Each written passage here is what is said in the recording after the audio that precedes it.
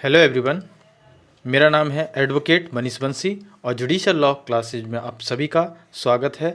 आज की इस वीडियो में आप लोगों को हम जो हमारा बैंकिंग लॉ की सीरीज जो चल रही है यानी एलएलएम वाले स्टूडेंट्स की, उनमें उस सीरीज में आपकी थर्ड वीडियो होने वाली है। ठीक है, उससे पहले मैं आप लोगों को बता देना चाहता हूँ, जो भी स्टूडेंट्स मुझसे ऑनलाइन जुड़ करके क्लास लेना चाहते हैं वो मुझसे जुड़ सकते हैं, चाहे वो एलएलबी के स्टूडेंट हों या वो किसी भी लॉ रिगार्डिंग कंपटीशन की तैयारी कर रहे हों। ठीक है, इसके लिए आप मुझसे कांटेक्ट कर सकते हैं। चलिए तो आज के क्वेश्चन में हम आगे बढ़ते हैं।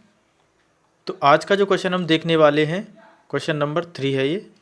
ठीक है, तो बैंकिंग कंपनियों द्वारा अनुमत व्यावसायिक गतिविधियां उनका उल्लेख करें। यानी ऐसी कौन कौन सी बैंकिंग की गतिविधियां हैं, यानी अनुमत यानी जिनको अलाउ कर दिया जाता है कि बैंक उन गतिविधियों को कर सकता है।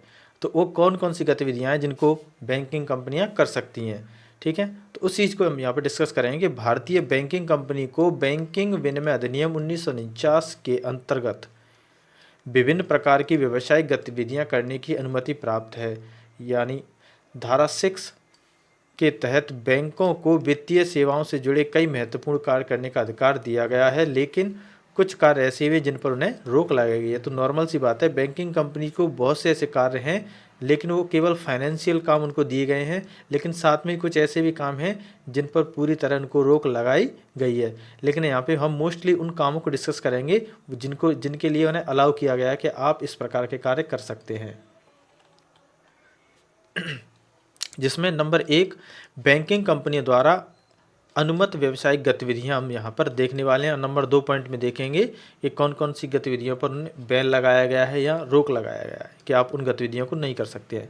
सबसे पहला काम है कि बैंकिंग कंपनियां लोगों की जमा स्वीकार कर सकती हैं। यानी बैंक अपने ग्राहकों से विभिन्न प्रकार की धनराशि जो जमा वो करने आते हैं उनको स्वीकार कर सकते हैं। जैसे कि बचत खाता भी उनका ओपन किया जा सकता है। यह खाता उन व्यक्तियों के लिए होता है जो अपने धन को सुरक्षित रखना चाहते हैं और ब्याज प्राप्त करना चाहते हैं उस धन पर। उदाहरण हम यहाँ देख लेते हैं। रवि नामक व्यक्ति अपनी मासिक आय का कुछ हिस्सा बचत खाते में जमा करता है, जिसे उसे वार्षिक ब्याज भी मिलता रहता है। जबकि कुछ जमाकर्ता यहाँ पर चालू खाता खुलवाते हैं। अब ये चालू खाता क्या होता है, जिसे हम करंट अकाउंट भी बोलते हैं। यह मुख्य रूप से व्यापारियों और कंपनियों के लिए होता है। ये जो चालू खाता होता है वो व्यापारियों और कंपनियों के लिए होता है, जिसमें असीमित लेन देन की सुविधा होती है। उदाहरण के लिए एक व्यापारी शर्मा ट्रेडर्स अपने व्यावसायिक लेन देन के लिए चालू खाता खोलता है ताकि दैनिक लेन देन बिना किसी सीमा के किया जा सके। उसे हम क्या बोलते हैं, करंट अकाउंट। नॉर्मली यहाँ पर लोग अपना सेविंग अकाउंट ही खुलवाते हैं, जैसा कि हम ऊपर डिस्कस कर चुके हैं, बचत खाता। सावधि जमा, फिक्स डिपॉजिट, यानी यह एक दीर्घकालीन निवेश होता है जिसमें निश्चित समय के लिए धन जमा किया जाता है और ब्याज प्राप्त किया जाता है। उदाहरण के लिए रीना ने अपने बेटे की उच्च शिक्षा के लिए 5 साल के लिए 5 लाख रुपयों की एफडी करवाई। इसे हम क्या बोलेंगे, सावधि जमा यानी या फिक्स डिपॉजिट। खा, ऋण एवं अग्रिम, लोन्स एंड एडवांस, ये भी बैंकिंग प्रणाली के कार्य होते हैं। इसमें क्या है कि बैंक ग्राहकों को विभिन्न प्रकार के ऋण और अग्रिम प्रदान करते हैं, जैसे कि आवास ऋण यानी होम लोन। बैंक लोगों को होम लोन यानी बैंक ग्राहकों को घर खरीदने के लिए ऋण प्रदान करते हैं। उदाहरण देख लेते हैं। अजय ने एक नया फ्लैट खरीदने के लिए बैंक से 20 लाख रुपए ऋण पर उधार लिए, तो उसे हम बैंक उन्हें ऋण भी दे सकती है। बैंक लोगों को व्हीकल लोन भी देती है, जिसे वाहन ऋण भी कहते हैं। यह ऋण 2 पहिया 4 पहिया वाहन खरीदने के लिए दिया जाता है। उदाहरण के लिए सीमा ने अपने लिए एक नई कार खरीदने के लिए बैंक से 7 लाख रुपए का ऋण लिया। व्यापारिक ऋण, बिजनेस लोन क्या होता है, यानी व्यवसाय शुरू करने विस्तार करने के लिए बैंक ऋण प्रदान करता है। उदाहरण के लिए रवि ने अपनी दुकान का विस्तार करने के लिए बैंक से 10 लाख रुपए लिए। यह एक तरह का बिजनेस लोन हो जाता है। जबकि बैंक यहाँ पर शिक्षा के लिए भी ऋण देती है, एजुकेशनल लोन भी देती है। ठीक है, कोई भी स्टूडेंट, जैसे मान के चलो सोनू है, उसे अब एमबीबीएस करनी है अपनी या एमबीए करनी है, उसके लिए उसने बैंक से 15 लाख रुपए ले लिए, तो ये एक एजुकेशनल लोन हो गया। इसके साथ ही बैंक क्या काम करती हैं, विनिमय पत्र से संबंधित कार्य यानी नेगोशिएबल इंस्ट्रूमेंट सर्विस, इससे संबंधित कार्य, यानी बैंक विभिन्न प्रकार के वित्तीय साधन संचालन करने में सहायक हैं, ठीक है। यानी कैसे? चेक चेक यह एक भुगतान का माध्यम है। उदाहरण के लिए सुमित ने अपने मकान मालिक को 10,000 रुपये का किराया चेक के माध्यम से दिया, तो चेक को क्या होगा, बैंक यहाँ पर एक्सेप्ट करके उस किराए के जो मूल राशि होगी उसको जिसने चेक लगाया, जिसके नाम से चेक है, उसे दे देगी। डिमांड ड्राफ्ट, बैंकिंग की सर्विस में डिमांड ड्राफ्ट भी आते हैं, जिसे हम डीडी बोलते हैं। यह एक सुरक्षित भुगतान प्रणाली है जिसका उपयोग आमतौर पर बड़े भुगतानों के लिए किया जाता है। उदाहरण के लिए सीता ने विश्वविद्यालय में प्रवेश के लिए 50,000 रुपये का भुगतान डिमांड ड्राफ्ट के माध्यम से किया, जिसे हम एक तरह से बोलते हैं डीडी। यानी पैसे जो होते हैं वे एक निश्चित बैंक में जमा कर दिए जाते हैं, वहाँ से वो एक डीडी बना के दे देते हैं। उस डीडी को अगर आप विश्वविद्यालय जमा कर देंगे, अब विश्वविद्यालय किसी भी नियर आई बैंक पे जो इसकी ब्रांच है उसमें उस डीडी को देंगे, तो राशि का भुगतान बैंक वालों विश्वविद्यालय वालों को वो बैंक कर देगा। बैंक गारंटी, यानी बैंक किसी व्यापारी या कंपनी की वित्तीय विश्वसनीयता की गारंटी देता है। उदाहरण के लिए राम एक कंस्ट्रक्शन कंपनी में एक सरकारी टेंडर के लिए बैंक की गारंटी प्रस्तुत करता है कि हमारा एक अच्छा ग्राहक है और इसका लेन देन काफ़ी पॉजिटिव रहा है। और क्या है काम जिनको अलाउ किया गया है बैंकिंग के, तो उसमें है निवेश सेवाएं, इन्वेस्टमेंट सर्विसेज। तो बैंक ग्राहकों के विभिन्न प्रकार के निवेश योजनाएं भी प्रदान करती है, जैसे म्यूचुअल फंड। म्यूचुअल फंड क्या है? अब यहाँ पर बैंक ये क्या है कि बैंक ग्राहकों को विभिन्न प्रकार के म्यूचुअल फंड योजनाएं में निवेश करने के लिए सुविधा प्रदान करती है। उदाहरण के लिए देख लेते हैं, अंकित ने बैंक की मदद में एक इक्विटी म्यूचुअल फंड में निवेश किया।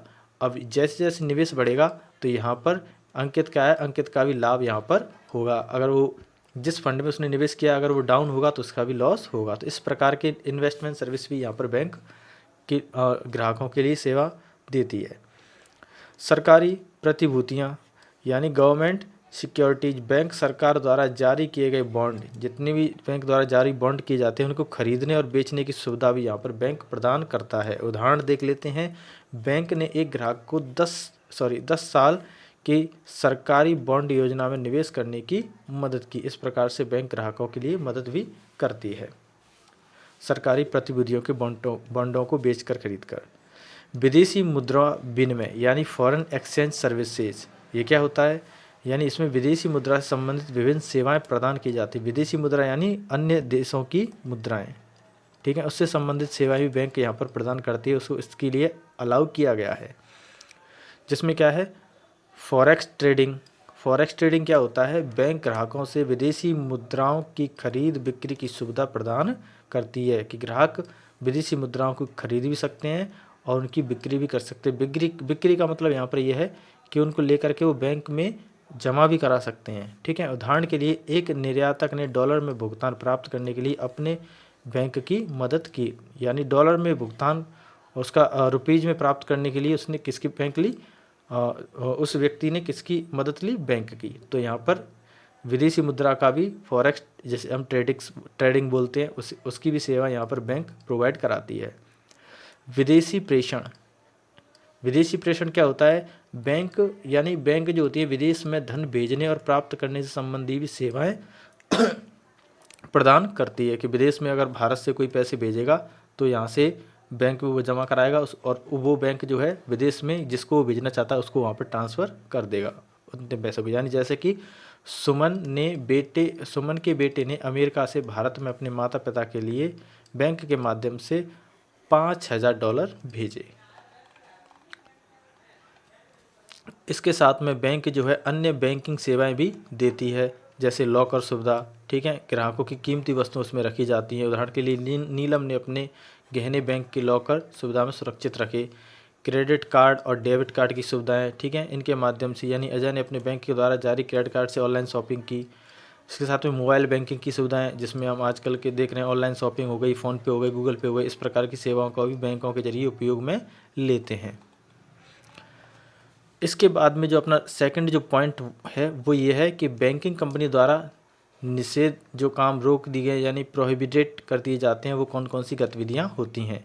यानी बैंकिंग विनिमय अधिनियम 1949 के अनुसार बैंकिंग निम्नलिखित गतिविधियों में संलिप्त नहीं हो सकते हैं। क्लियर, इसके लिए इंस्ट्रक्शंस दिए गए हैं कि इस प्रकार की गतिविधियां कोई बैंकिंग कंपनी नहीं कर सकती है, जैसे कि कोई व्यापार या वाणिज्यिक गतिविधियां नहीं कर सकते कैसे सीधे तौर पर व्यापार उत्पाद कार्य नहीं कर सकते, ना ही उसमें शामिल हो सकते हैं, उसमें सीधे तौर पर शामिल नहीं हो सकते हैं। ठीक है, यानी अगर बैंक सीधे तौर पर मतलब ये है कि किसी भी व्यवसाय में वह किसी भी मैन्युफैक्चरिंग हब में मैन्युफैक्चरिंग करके प्रोडक्ट नहीं बेच सकते हैं। ठीक है, इस प्रकार की गतिविधियों सीधे तौर पर शामिल नहीं हो सकते हैं।